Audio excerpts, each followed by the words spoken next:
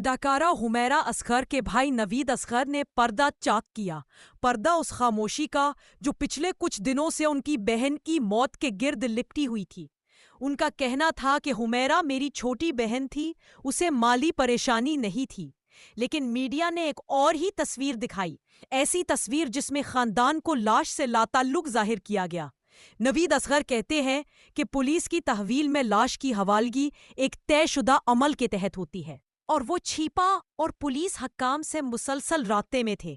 اپنی آنٹی کی حالیہ موت کے صدمے میں ڈوبے والدین اس المیے کے لیے تیار نہ تھے۔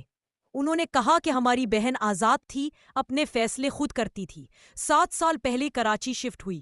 نوید اصغر کا مزید کہنا تھا کہ گزشتہ 1.5 سال سے حمیرہ کا رابطہ مکمل طور پر ختم ہو چکا تھا۔ ہم نے تلاش کیا، دوستوں سے پوچھا، لیکن کوئی سراغ نہ ملا۔ سوال اٹھایا کہ اس عمارت میں کوئی CCTV نہ تھا۔ کسی نے یہ نہ پوچھا کہ دروازہ اندر سے بند تھا یا باہر سے۔